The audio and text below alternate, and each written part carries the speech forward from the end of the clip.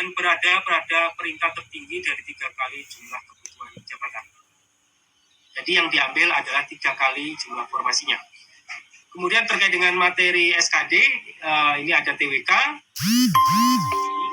kemudian TIU, juga isinya adalah seperti ini, TKP isinya adalah seperti ini. Hanya ada satu tambahan yang di TKP yang membedakan dengan tahun lalu, yakni ada kita perkuat dari unsur anti radikalismenya. Jadi di tahun ini ada materi-materi yang penguatan terkait dengan anti radikalisme. Kemudian ketentuan terkait dengan SKP CPNS, ini tadi juga kami sudah sampaikan bahwa pada dasarnya SKP menggunakan sistem CATBKM dan kemudian durasi waktunya adalah 90 menit. Kemudian kalau perlu diperlukan SKP tambahan, panitia seleksi harus membuat pedoman yang pelaksanaannya disampaikan kepada Menteri PANRB untuk mendapatkan persetujuan terlebih dahulu. Kemudian beberapa hal terkait dengan SKP tambahan sesuai dengan Permenpan yang ada, bahwa seandainya SKB tambahan tersebut dilakukan, maka SKB dengan CAT merupakan nilai utama dengan bobot paling rendah adalah 50% dari nilai SKB secara keseluruhan.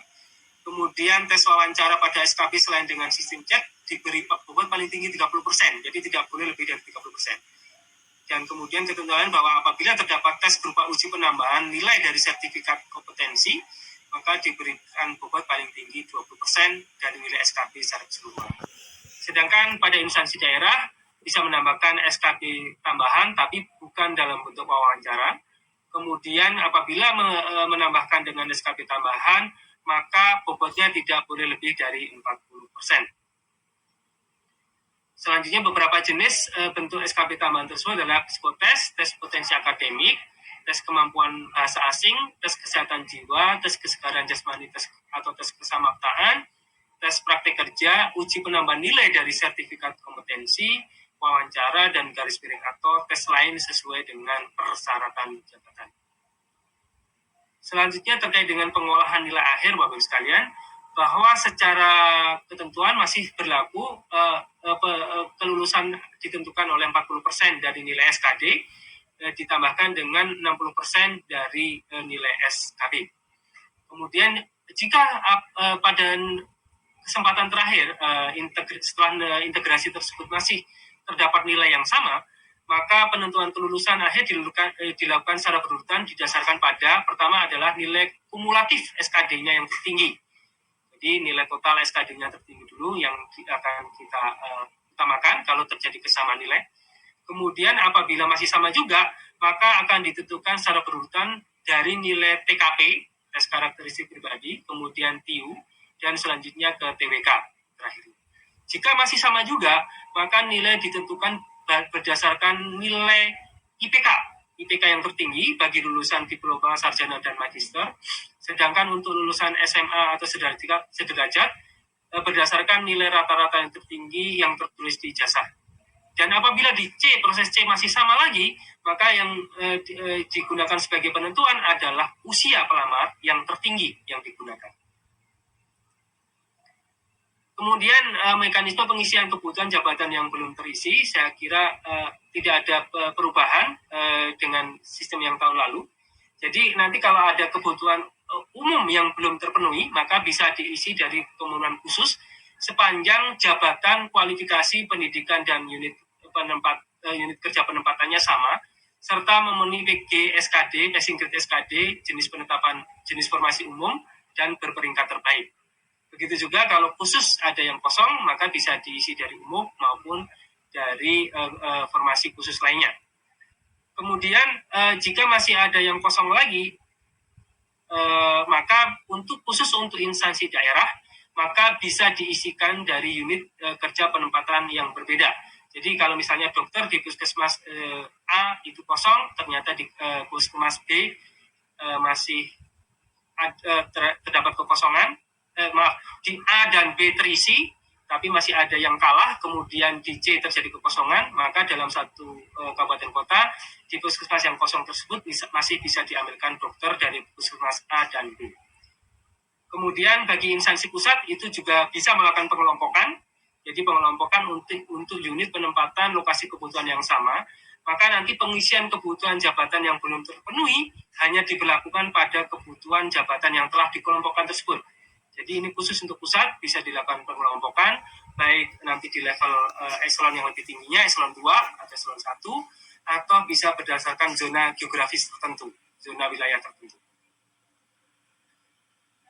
Baik, saya kira ini mekanisme pengisian kekosongan yang tidak terisi.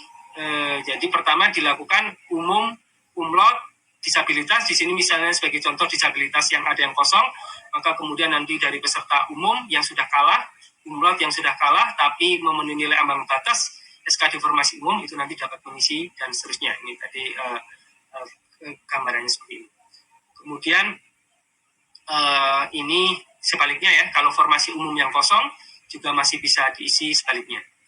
Dan ini khusus untuk daerah, apabila tadi di puskesmas masih terjadi kekosongan, maka bisa diisi dari misalnya perawat dari tempat lainnya. Dan itu seluruhnya dilakukan by system, Bapak Ibu sekalian. Dilakukan by system di BKN, jadi tidak berdasarkan pengusulan secara manual. Jadi Bapak Ibu nanti di instansi daerah tidak perlu mengusulkan mana yang mau diisi, mana siapa yang diisi, tapi seluruhnya akan dilakukan by system. Kemudian terkait dengan masa sanggah, ada beberapa hal yang kami perlu menjadi perhatian, bahwa masa sanggah dilakukan 2 kali selama proses seleksi pengadaan PNS. Yang pertama pada saat selesai pengumuman seleksi administrasi. Yang kedua pada hasil akhir seleksi, jadi setelah integrasi SKD dan SKD. Pelamar dapat mengajukan sanggahan paling lama 3 hari sejak hasil seleksi diumumkan melalui SSC ASN. Kemudian panitia seleksi instansi dapat menerima atau menolak alasan sanggahan yang diajukan oleh pelamar. Kemudian panitia seleksi instansi dapat menerima alasan sanggahan dalam hal kesalahan bukan berasal dari pelamar.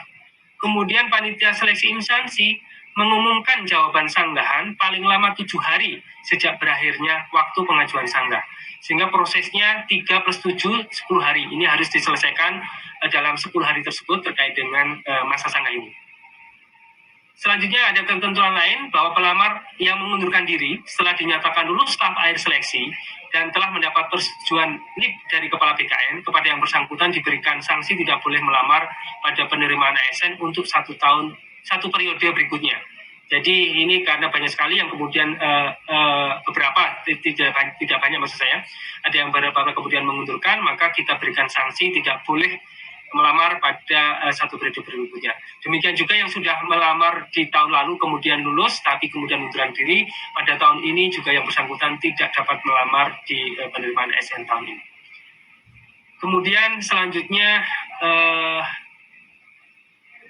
ini adalah terkait dengan persyaratan STR. Persyaratan STR ini juga mohon diperhatikan karena berbeda-beda untuk masing-masing tahunnya Bapak Ibu sekalian. Dan ini khusus untuk tahun 2021 sudah ada keputusan Menteri Pan-RB 980 tahun 2021. Ini jabatan-jabatan yang mewajibkan mensyaratkan adanya STR. Dokter pendidik klinis, dokter gigi dan seterusnya ke bawah, dan bukan merupakan STR internship ya bagi profesi dokter. Juga untuk dokter pendidik klinis, STR juga dokter spesialis sesuai dengan jenis spesialisasinya seperti apa. Kemudian bidan ahli, bidan terampil, sedangkan administrator kesehatan, entomolog kesehatan ahli, entomolog kesehatan terampil, epidemiolog kesehatan ahli, epidemiolog kesehatan terampil tidak mewajibkan adanya STR. Selanjutnya nutrisional untuk penyuluh kesehatan masyarakat ahli, penyuluh kesehatan masyarakat terampil juga tidak mewajibkan adanya STR. Selanjutnya sanitarian ahli, pembimbing kesehatan kerja juga tidak mewajibkan adanya STR. Baik. Itu terkait dengan peraturan Permenpan 27 tahun 2021 yang PNS. Sekarang kita menuju ke yang kedua Bapak Ibu sekalian, terkait dengan Permenpan RB nomor 29 tahun 2021 tentang pengadaan P3K untuk jabatan fungsional. Jadi ini untuk seluruh jabatan fungsional, kecuali untuk jabatan fungsional guru di instansi daerah. Itu nanti ada di bagian akhir di Permenpan 28 tahun 2021.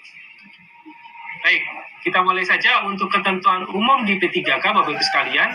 Setiap warga negara Indonesia dapat melamar menjadi P3K dengan ketentuan usia paling rendah 20 tahun dan paling tinggi 1 tahun sebelum batas usia pensiun pada jabatan tersebut.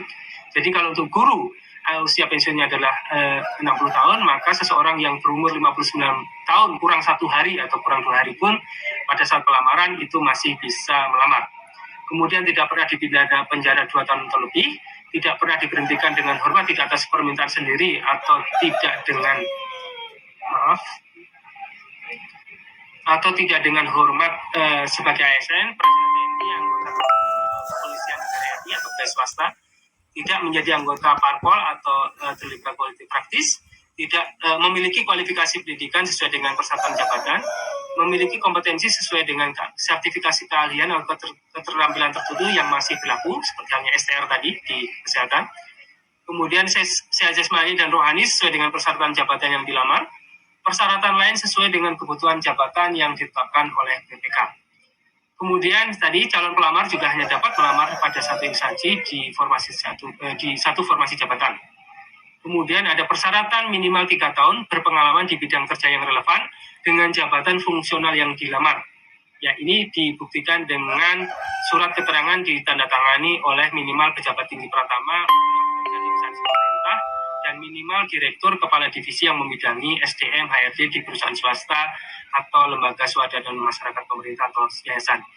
Persyaratan-persyaratan terkait dengan 3 tahun dan STR, kemudian sertifikasi dan sebagainya, kita atur dalam keputusan menteri. Nanti kami sampaikan juga di bagian terakhir.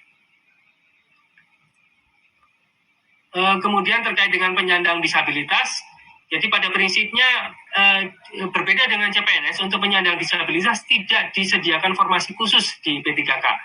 Namun demikian mereka dapat melamar pada seluruh formasi yang ada, dan kemudian ketika yang bersangkutan terverifikasi sebagai disabilitas, maka nanti akan ada penambahan nilai sebesar 10% pada seleksi kompetensi teknisnya. Sedangkan secara persyaratannya untuk penyandang disabilitas sama halnya tadi, memiliki jasa yang sesuai dengan kualifikasi pendidikannya, sesuai dengan persyaratan jabatan. Kemudian juga pada saat pelamaran di SSC ASN nanti juga wajib menyatakan bahwa yang bersangkutan penyandang disabilitas. Kemudian juga menyampaikan dokumen, yakni dokumen surat keterangan resmi dari rumah sakit pemerintah atau puskesmas yang menyatakan jenis dan derajat kedisabilitasannya. Kemudian juga menyampaikan video singkat yang menunjukkan kegiatan sehari-hari dalam menjalankan aktivitas sesuai jabatan yang akan dilamar.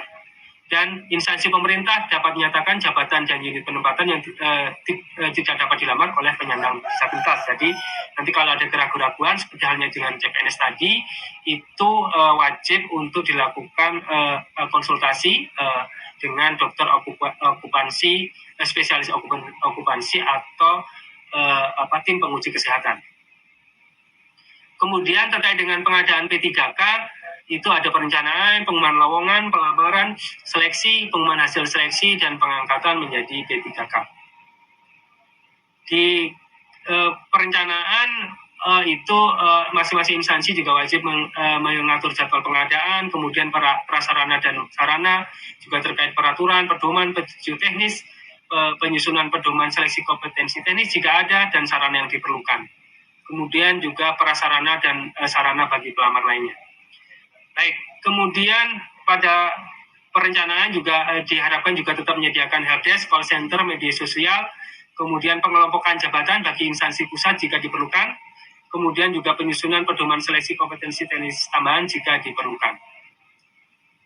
Kemudian untuk pengelompokan jabatan itu tadi sudah kami sampaikan bisa didasarkan atas unit eselon di atasnya, bisa eselon 2 atau eselon 1, bisa juga didasarkan pada wilayah unit penempatan, wilayah geografisnya.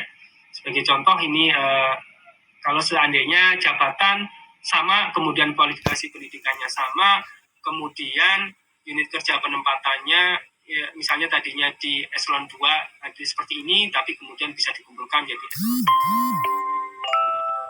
Kemudian nanti di SSCN diganti namanya untuk unit kerja penempatannya tersebut menjadi nama yang sudah digabungkan tadi atau dikelompokkan tadi. Kemudian ini juga sama untuk bisa didasarkan untuk wilayah. Jadi misalnya kantor wilayah regional Bondowoso, Jombang, Pasuruan digabung menjadi kantor imigrasi di wilayah Jawa Timur. Kemudian tahapan pengadaan.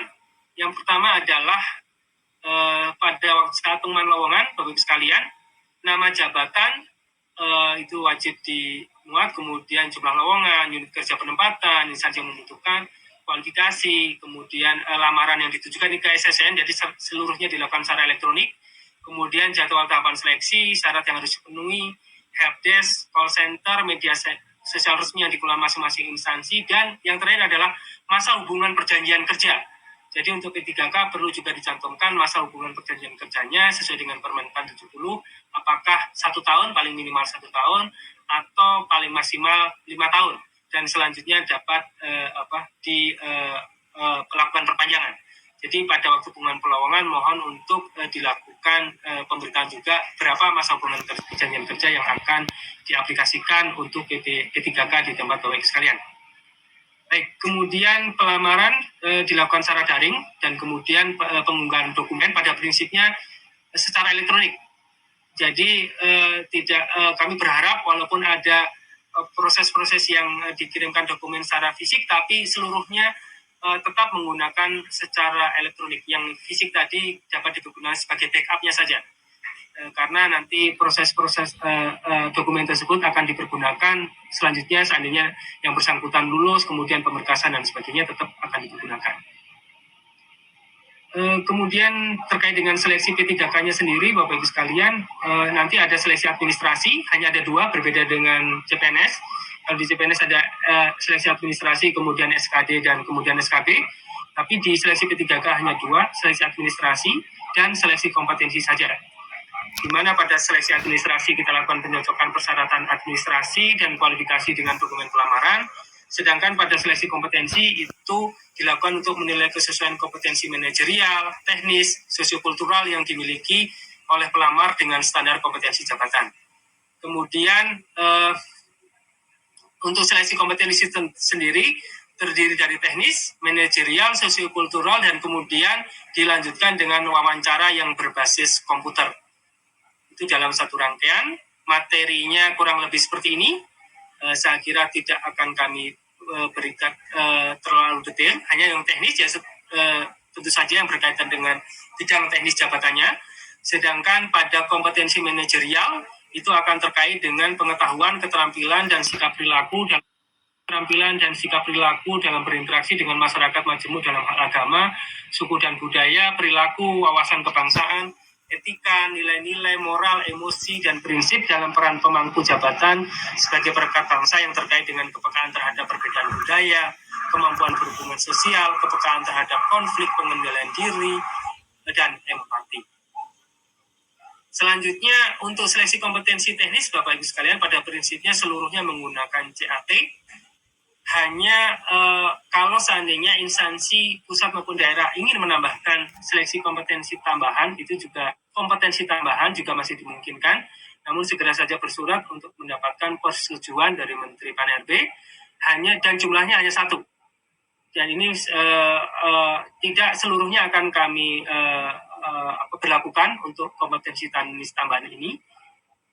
Dan beberapa hal instansi pusat itu akan memang kami setujui untuk kompetensi teknis tanpa CAT, seperti untuk yang jabatan madya yang untuk peneliti dan beberapa jabatan madya di dokter spesialis. Itu nanti kompetensi teknisnya tidak menggunakan CAT tapi menggunakan persyaratan lain yang cukup ketat. Ada beberapa hal yang nanti disampaikan di keputusan menteri. Baik. Kemudian terkait dengan penambahan nilai, tadi kami sampaikan ada 2 jenis penambahan nilai. Yang pertama adalah terkait dengan penyandang disabilitas. Bahwa penyandang disabilitas yang nanti melamar pada P3K, maka setelah diverifikasi tentu saja, maka akan kita tambahkan nilai tambahan sebesar 10% dari nilai maksimal kompetensi teknis. Juga terkait beberapa sertifikat kompetensi yang memungkinkan untuk P3K yang ini ditentukan oleh instansi pembina, maka akan kita berikan tambahan nilai maksimal sebesar 25%. jenis dan bobot sertifikat kompetensi sebagaimana angka 2 itu diusulkan instansi pembina CF untuk mendapatkan persetujuan Menteri PAN-RB. Dan alhamdulillah nanti di bagian akhir juga akan kami sampaikan terkait dengan keputusan Menteri PAN-RB untuk jabatan mana saja yang melakukan sertifikasi kompetensi tersebut. Selanjutnya Bapak Ibu sekalian, bahwa penambahan nilai tersebut paling maksimum adalah 100%. Jadi berlaku akumulatif. Jadi misalnya seseorang yang penyandang disabilitas dan kebetulan yang bersangkutan memiliki kompetensi sertifikat kompetensi juga, maka nilai tambahnya adalah sebesar 10% ditambah 25%, sebesar 35%. Kemudian misalnya yang bersangkutan mendapatkan nilai 80% dari nilai maksimum, maka yang akan didapatkan yang bersangkutan bukannya 80 ditambah 25 ditambah 10 atau 115, tapi maksimum adalah 100%. Jadi maksimumnya tetap 100%. Itu yang kita sebut dengan bahwa nilai tambahan secara kumulatif tidak dapat melebihi 100% dari total nilai seleksi kompetensi teknisnya. Baik, selanjutnya seleksi wawancara, Bapak Ibu sekalian, bahwa sesuai dengan PP yang ada, seleksi wawancara dilakukan dengan mempertimbangkan integritas dan moralitas itu akan dilaksanakan dengan metode CAT. Jadi nanti begitu selesai yang seleksi kompetensi teknis, langsung 10 menit kemudian dilakukan dengan wawancara yang berbasis CAT. Kemudian selain itu Bapak Ibu sekalian, masa sanggah juga kita berlakukan untuk P3K sebanyak 2 kali, yakni setelah pengumuman hasil seleksi administrasi, ini sama 3 hari, kemudian nanti harus menjawab 7 hari, instansinya ini masih kurang, ada beberapa yang tertulis. Kemudian juga pada nanti selesai hasil akhir seleksi, juga nanti diajukan sanggahan 3 hari oleh pelamar, kemudian dijawab oleh instansi selama 7 hari. Kemudian pengisian formasi kosong pada prinsipnya mirip, tapi hanya tidak ada pengisian di formasi khusus ke formasi umum dan sebaliknya, ya, karena di P3K kita tidak membagikan formasi tersebut seperti itu.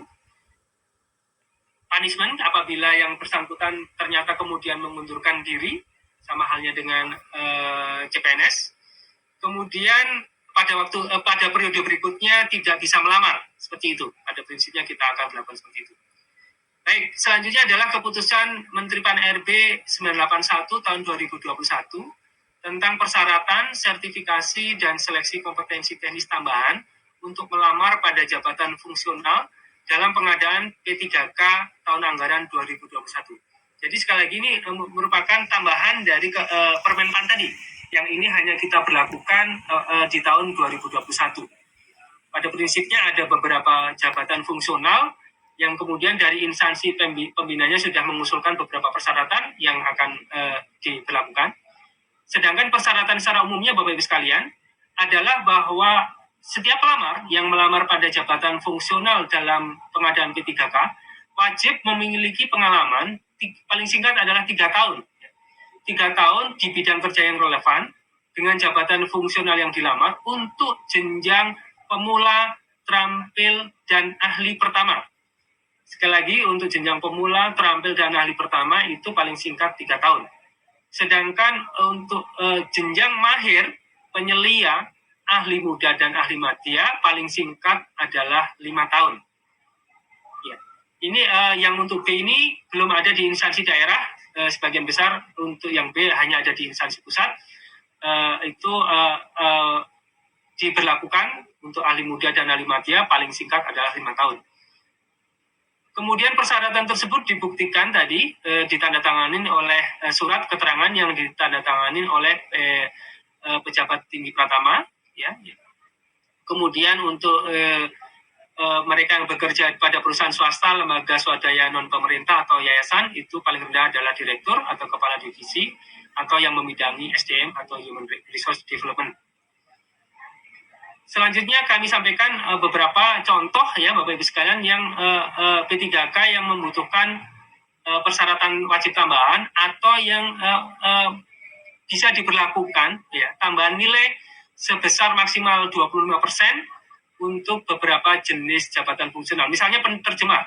Penerjemah kalau yang bersangkutan kemudian contoh terkait dengan Widya Iswara.